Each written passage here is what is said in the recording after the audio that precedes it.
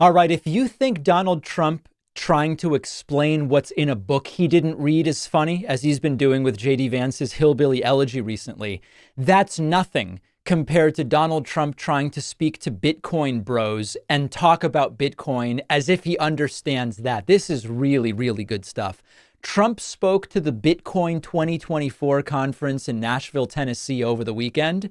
And this, when you didn't read the book, but you have to give a book report, this is just the best. And he also said some completely outrageous things during this speech. Take a listen. And I don't think you've ever seen anything like it. And most people have no idea what the hell it is. You know that, right? So what happens when they figure it out? That's going to really be something. Exactly. As soon as anybody, myself included, figures out what the hell Bitcoin is, it's really going to send shockwaves through the system. He then also told the Bitcoin bros, have fun with your Bitcoin and whatever else you're playing with, which of course shows us how seriously Trump is taking the entire cryptocurrency space. Thank you all. Have a good time with your Bitcoin and your crypto and everything else that you're playing with. Exactly. These are mere toys. So let me tell you what's happening simultaneously. It's a tale of two stories. On the one hand, Trump knows nothing about Bitcoin. He doesn't understand it. He doesn't really care about it. Other than he knows people ask him about donating with Bitcoin.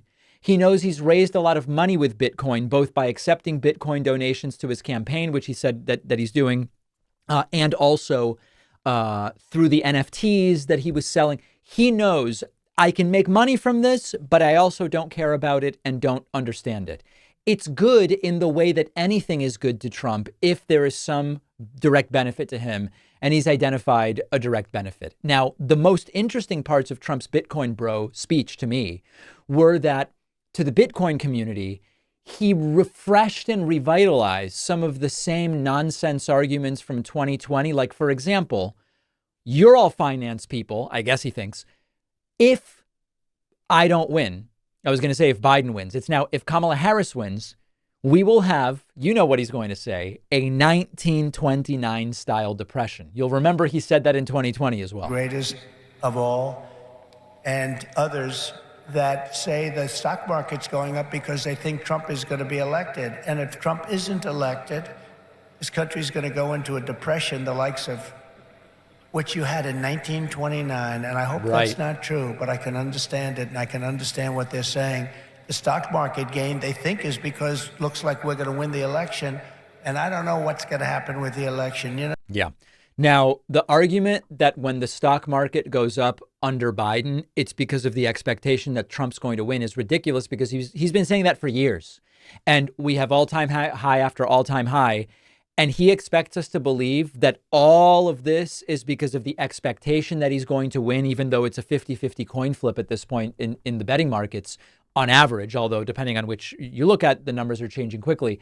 But the most important part of it is he told us in 2020, if Biden wins, we will have a 1929 style depression. It obviously didn't happen or come anywhere close to happening, given the economic metrics right now.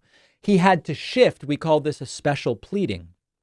He had to shift to, okay, it's not a 1929 style depression, but it's only because of the expectation that I will resume power in November, but winning in November and getting back into the Oval Office in January. There is, of course, no actual economic basis for that belief, but he continues to repeat it.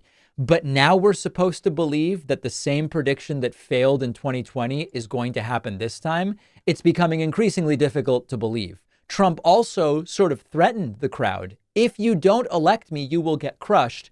I guess suggesting that a Harris administration would be hostile to Bitcoin. You don't hear those words anymore. We used to talk about the American dream.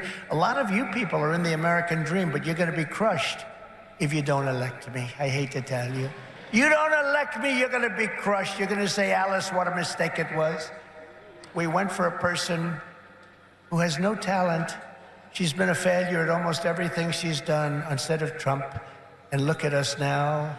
We're going to move into an extremely small house from our beautiful house. There you go. And, I don't know if the American dream is best represented by, I bought some Bitcoin and got lucky. Listen, I bought some Bitcoin and got lucky. I've told people that I saw a presentation about Bitcoin back in 2015, and I bought a bunch of Bitcoin and I've sort of been selling pieces of it. I don't think it was any particularly great economic insight. It was just like, oh, this might be a thing. I'll buy some and I'll hold some. But that represents the American dream doesn't really make any sense whatsoever. And of course, part of Trump's American dream is that his family is very smart. And he almost dove fully in front of the Bitcoin audience. He figured I should talk about MIT and my uncle. That's what's going to happen. I want the United States to be first in technology, first in science, first in manufacturing, first in artificial intelligence, and first in space. You know, at MIT, my uncle was a professor there, Dr. John Trump. He would have fit in with this room very nicely, actually. That's why I mention it. And I believe he was the longest serving professor in the history of MIT. He graduated. We have a very intelligent family, actually. He graduated tremendously. I think he graduated tremendously. So I'll leave that one you with no comment. And then finally, as a topic of interest to the Bitcoin community, he says electricity will be a priority of his. But we will be creating so much electricity that you'll be saying, please, please, President, we don't want any more electricity. We can't stand it. You'll be begging me, no more electricity, sir. We have enough. Sir, we have too much of it. People will be shocked, pun intended. People will be shocked by the amount of electricity that Trump is going to produce. So attempting and failing to speak to the Bitcoin audience, he doesn't know anything about it. He doesn't care anything about it other than can he make money from it? And it seems like the answer so far is yes. One of our sponsors today is the new book by Dr. Bernie Mullen called Reimagining America's Dream, Making It Attainable for All. Dr. Bernie Mullen is the first immigrant ever to become CEO of a major league sports team in the U.S. He's held leadership positions with teams in the MLB, NBA, and NHL.